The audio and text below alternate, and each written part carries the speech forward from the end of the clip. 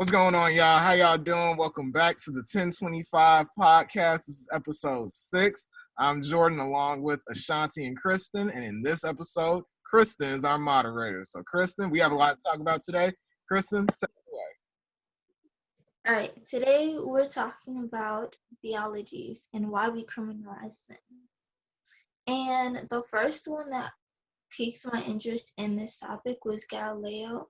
He was arrested for believing the earth was round. And then Nelson Mandela was arrested as well in 1962 for resisting apartheid and protesting. And I honestly just wanted to know, why do we do this? Your thoughts?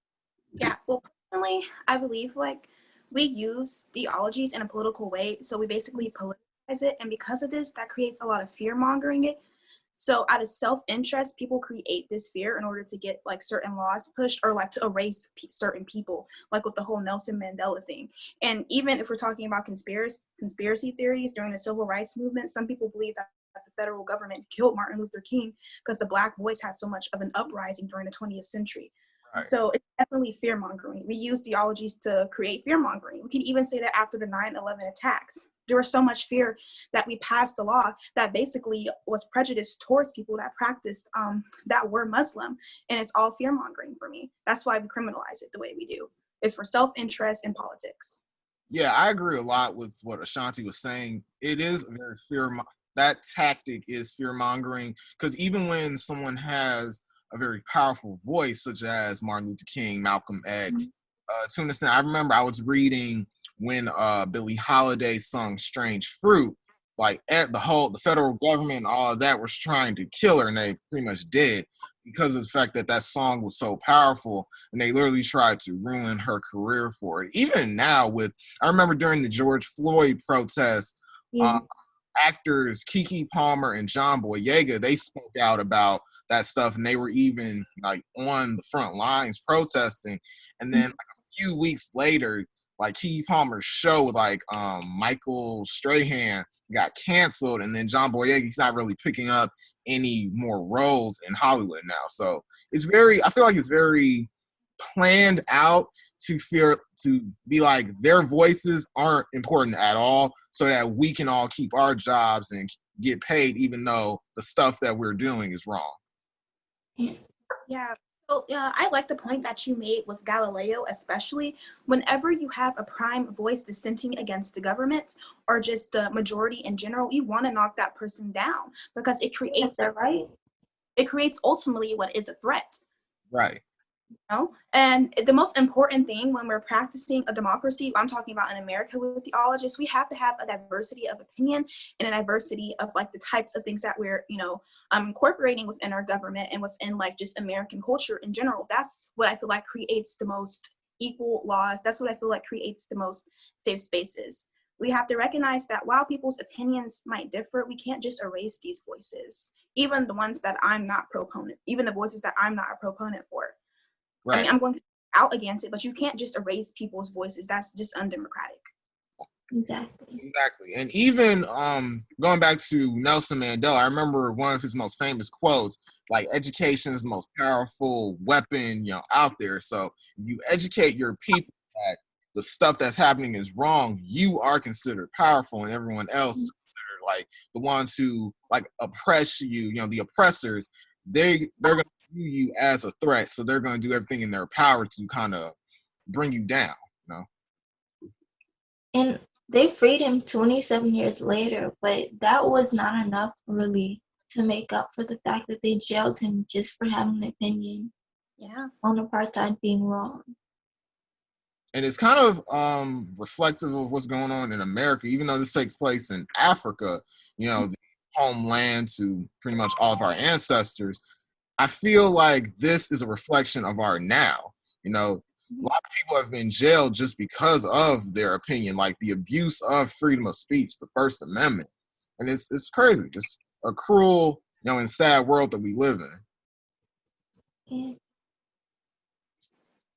All right. And now we're going to talk about Tory Lanez. All right. Let's get it. All right, Jordan. All right. I know you the album, so Okay. So I literally spent the entire night, stayed up the entire night listening to this album, Daystar, because originally I thought he was going to be on Instagram Live doing like explaining what he did, right? So I'm freshing everything, so I can see he's on live. It says that he's on album. I'm sorry, real quick. Somebody's texting me. Okay, sorry about that. And many people, when he announced this album, the surprise album, like everybody was like, "Nick, like, I'm sorry, are you for real? Like, what's going on?" So I listened to it, and I gotta say, production-wise, the album's good. Production-wise, sonically, what you hear, the production is good. Now, each album, each song, he does explain himself. This person don't stop texting me. My fault, y'all. Hold up. Jordan, so unprofessional. Shut up. So literally each track of the song, he explains a certain aspect of his relationship with Megan Thee Stallion. I remember in the opening track, Money Over Fallouts, it literally opens up with every news outlet talking about this dude. Like I heard Maul from the Joe Budden podcast talk about he's a sucker and all that. I heard Charlamagne the God say, this dude, he's donkey of the day, basically. And then we actually get to hearing this person sing, right? Well, Tory Lanez, sing. And I'm not gonna lie, some of the lines in this song, it kind of did make me mad. Like one song the one line where it says, Megan's people trying to frame me for a shooting, but them boys ain't clean. I see how they teaming up, watching, and I'm calculating. Gotta keep it quiet. I can't justify the outcome waiting. When I hear that, the outcome is already out there. Like, this career is pretty much in the dumpster, to be honest with you. And everybody's compared this entire situation to, the Chris Brown and Rihanna situation. But the thing is, with Chris Brown and Rihanna, not only was Chris Brown extremely young, I think he was about still a teenager per se, or early 20s. And Tory Lanez is a grown-ass man. He's 28 years old. But Chris Brown was accountable of what he did. He literally, even still to this day, he still kind of beats himself up for that situation. With Tory, it feels like you're taking this very traumatizing situation and you're trying to clout chase off it. And before we even start this episode, it literally says his surprise album reached #1 on Apple Music charts. So I'm literally thinking to myself, this was like a good PR move, basically. Like, okay, he got this whole ass album out. I'm sorry for cursing. I'm so sorry. But I'm kind of revved up. He got this whole album coming out, right? Mm-hmm. Now independent, he owns all his masters, and we'll get to that in a few seconds, right? So his PR is saying, okay, let's drop this so that people would think you're going on Instagram Live, but in reality, you're literally just trying to clout chase this entire situation. And it literally reminded me of, and I told you guys about it, the August Alsina, Jada Pinkett situation where this dude literally went on a whole press run talking about he was in an entanglement with Jada Pinkett Smith, only to drop a trash album, first of all, and then a single with Rick Ross titled Entanglement.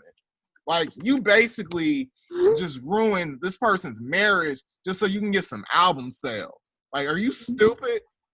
What are y'all? Because I'm really going on a rant right now. Yeah, I think a lot of. Go ahead. I think a lot of artists actually profit off of other people's pain. Because I think even when the R. Kelly incident happened, I think he got a whole lot of album sales off of that. Yeah, exactly. That's to go through his whole discography and just dissect it.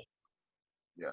And a lot of people bring up the idea that you have to separate the art from the artist. I mean, we've heard this example with many people, from Chris Brown, of course, to R. Kelly, Kanye West, many people. And I'm just thinking to myself, and of course, art reflects reality. So if your art is reflecting the same thing that reflects the world that you live in, like with R. Kelly, he had some sex code or whatever. It's like, dude, you need help. And then speaking on his masters, right? Tory's basically saying in the track, sorry, but I had to. When Michael Jackson and Prince got their masters back, what happened, right? So, like, when Michael got his masters back, he passed away. When Prince got his masters back, I think, well, of course, he passed away. RIP to both of them, but then he felt like he was a slave to his contract. So, a lot of people feel like the whole industry is literally blackballing this dude just because he owns his masters. No, dude, that's not the case. You're being blackballed because you caused a woman to be in pain.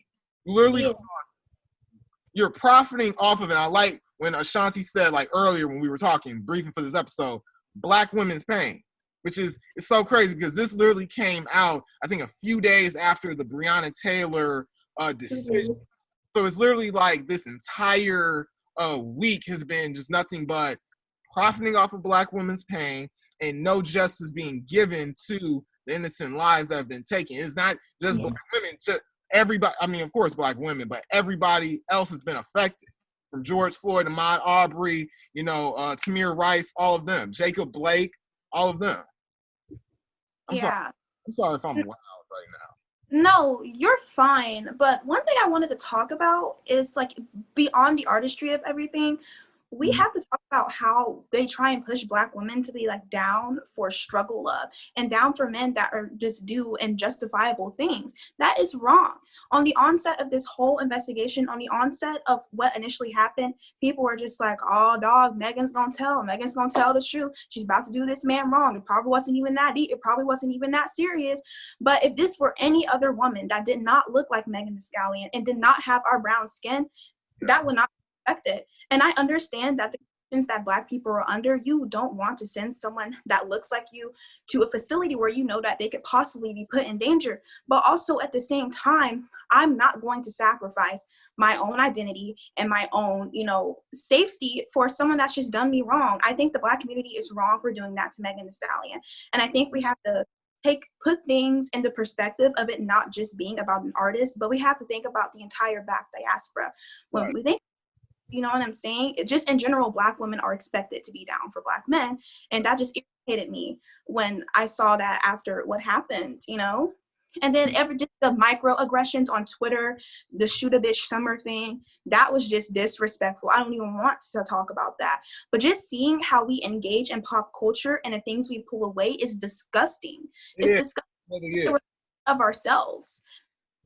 Yeah, and piggybacking off of what you're saying, Ashanti, like a whole lot of people were literally flaming her. They were flaming not only Megan Thee Stallion, they were flaming Tory Lanez because he was short and all that.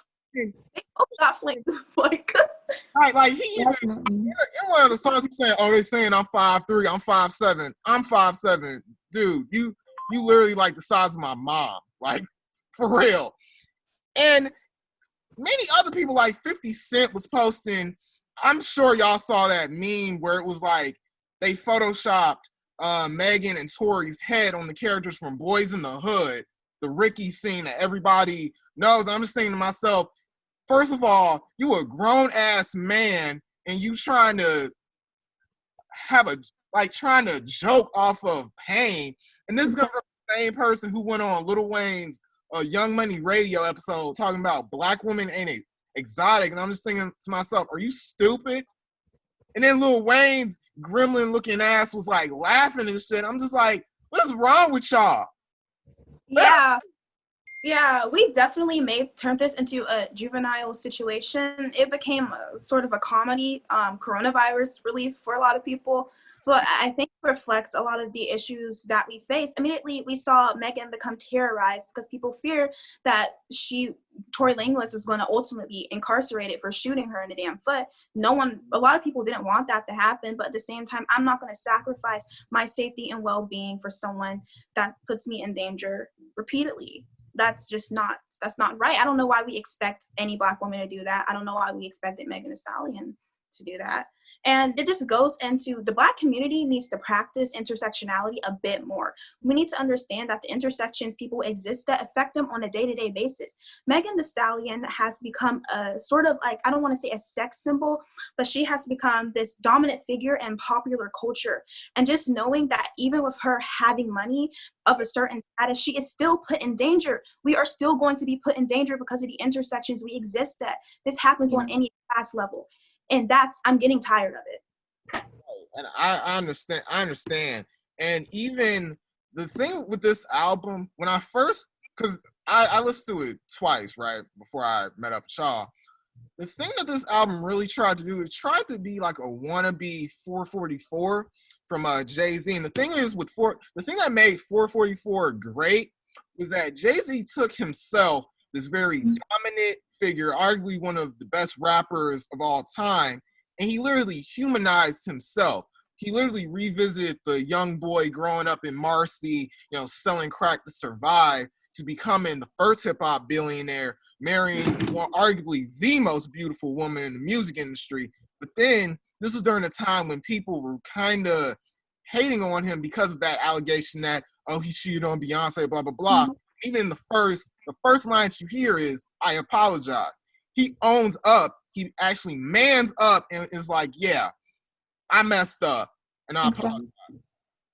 With Tory, he tries to be so braggadocious with, yeah, I got all these pretty ladies with me and all that. And then he tries to, in one song, he actually explains, he basically reveals that they were dating. Him and Meg were dating, right?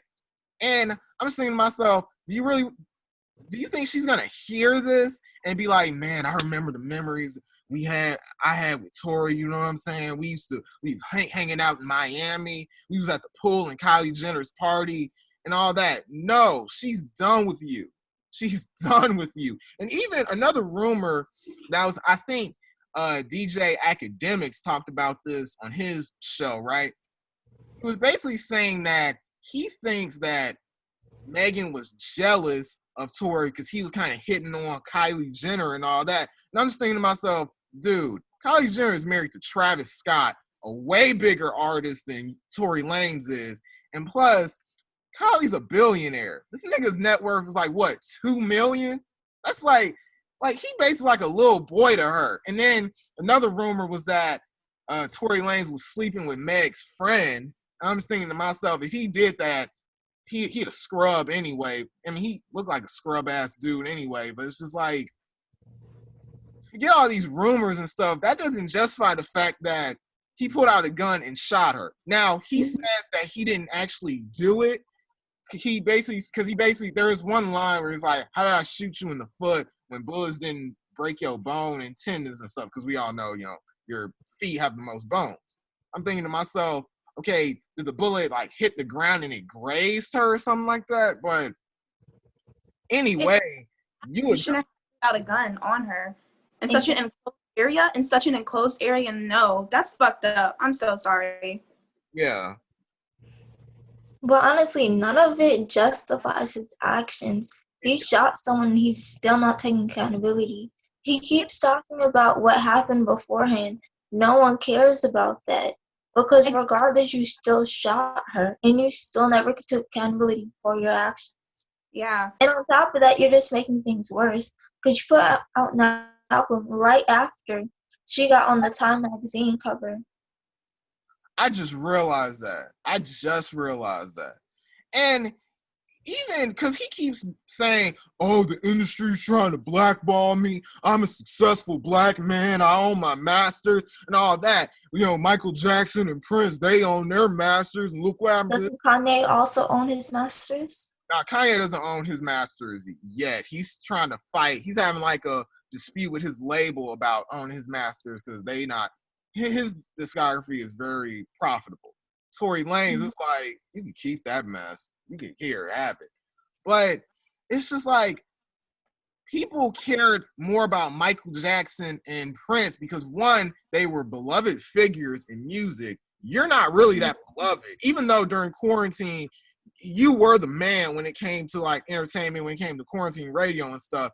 But I feel like 10, 20 30 years down the line, a lot of people gonna be thinking about this dude, Tory Lanez. Of course, we're gonna think about like Chris Brown and Drake and I would say like Omarion and all them, but we're not gonna be really thinking about this dude.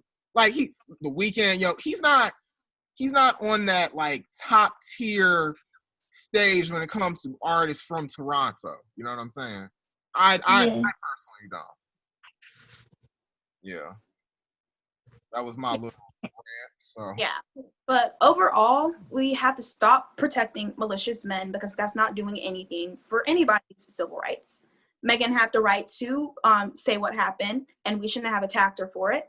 And the reason for this is because a lot of people protect malicious men for self-identity and, to be in legion with their community. Because like I said before, you don't want to put someone that looks like you in harm's way, but at the same time, don't put yourself in harm's way for someone else's self-interest. Do not do that. That's wrong. Guys, your whole future for some asshole, like for real. And You let's should get rid of malicious people. You know what I'm saying? It's malicious people for real. Because I feel like if it was, and this is just me, if it was like, let's say an artist like let's say Robin Thicke did this, people would just been like, because I don't know, white privilege, all that. I don't know. Like my mind is like flaming right now. It's like, okay, nobody really cares. Move on. Tory, it's like, okay, we pushing the black men ain't shit narrative. We pushing the protect black women narrative, which of course we have to, because they are important as well. At a very compromising time. Yeah. He proved himself right. I mean, well, wrong or right, he just literally proved the basic facts that we're pushing. I mean, statistically speaking, we can talk about these celebrities and the things that they engage, but statistically speaking, in our own communities, who is, like, seriously, we have to stop. We have to stop. We got to. Yeah. And we got a lot of improving to do. Like the narratives that we had this conversation before, these generalized narratives that we're pushing on Twitter and all these other platforms, there is a form of systematic oppression that lends itself to what is happening. Historically, we have to look at these things in retrospect. We have to look at retrospect. The welfare Black family unit has always been targeted by white supremacy, but within our own communities, we are going to be our downfall. We are the demise of ourselves because we don't protect Black women's opinions. Why would we? Megan Thee Stallion tried to tell the truth. Yeah. He tried.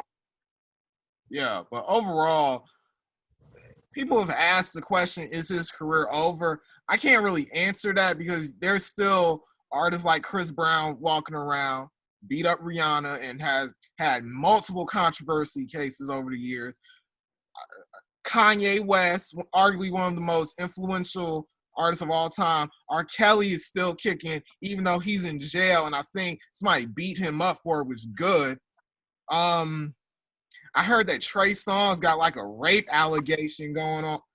Yeah, it's really good. So we don't know. Maybe probably like 2 to 3 years from now, he'll come back and just be like, and his fans will be like, hey, whatever, we got some new Tory music or whatever. That's just my thoughts. Excuse me.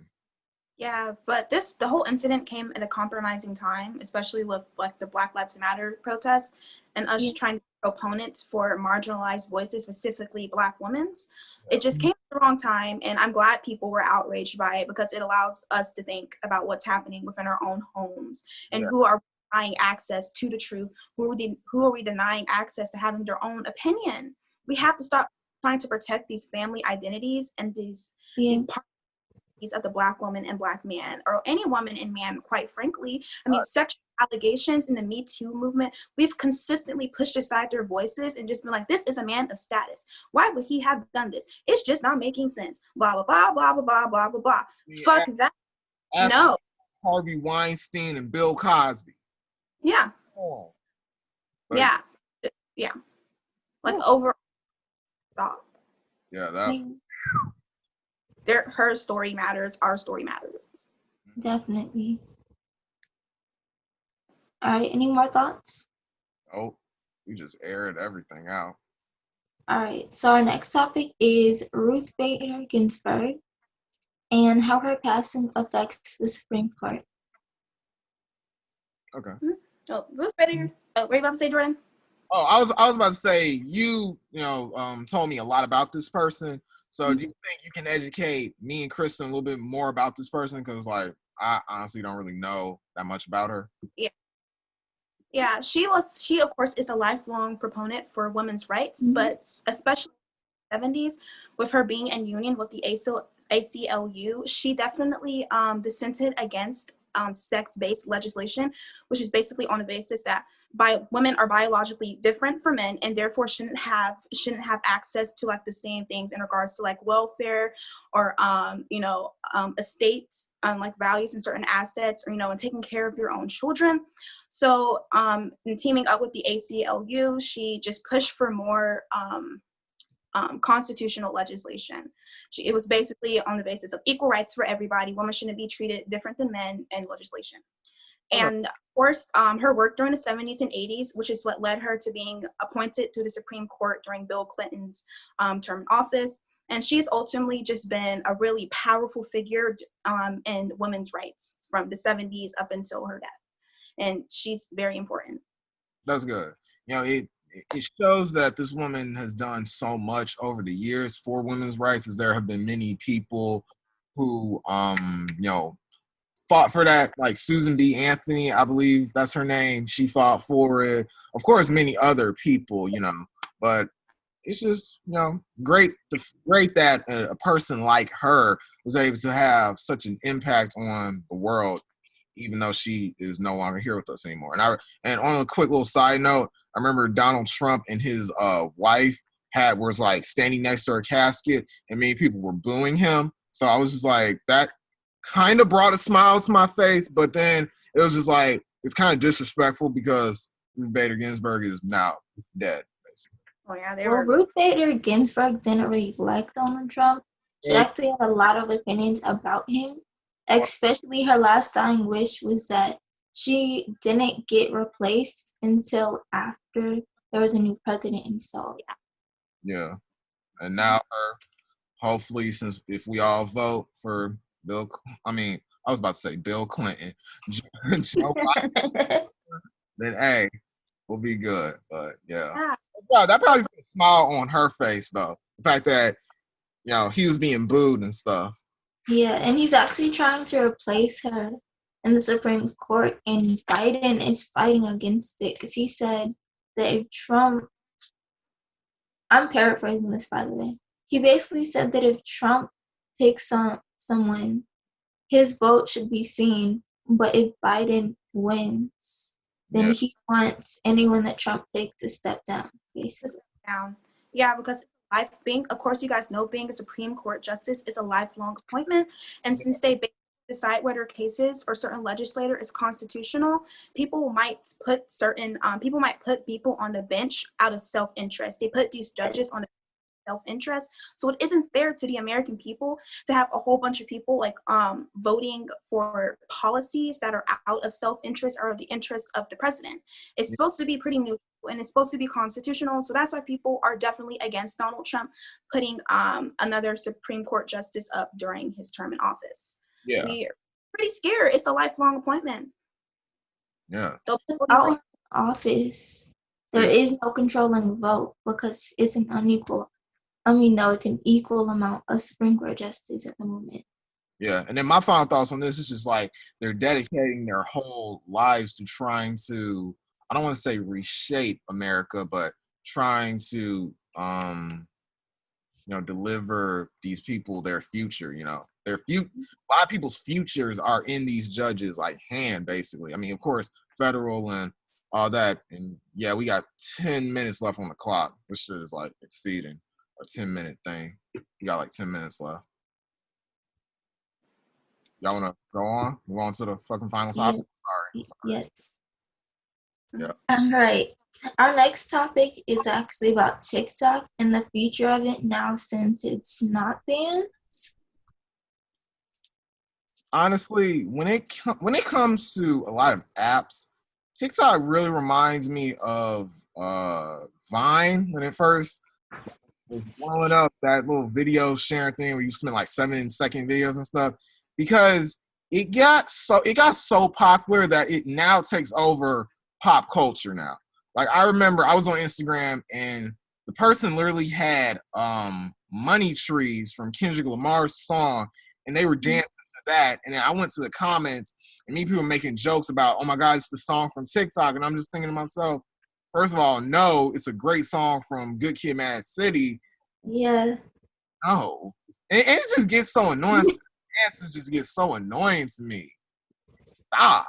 Even Danielle Downs, they were over there saying, oh, if you haven't heard from TikTok, you're not a true French fan. I heard that in French class in middle school, so That's funny. Yeah, I think that it's definitely a distracting and a very annoying app.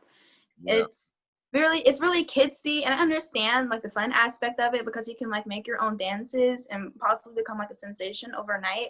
But I think, of course there's going to be another app that comes after it. There's always people trying to create like innovative and like apps that just catch your attention, obviously. Yeah. But I think even if it didn't get banned, TikTok's just going to die out anyways. I feel like it is going to die out.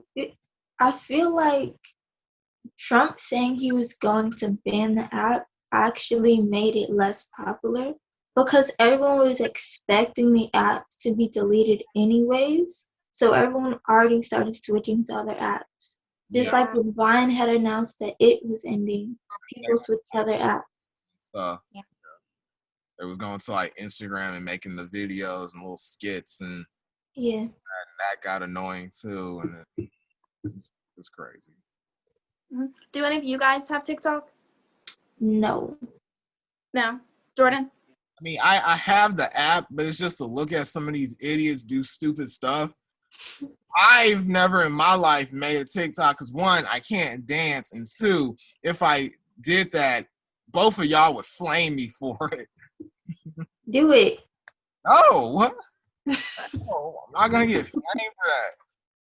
That's must is crazy. Yeah.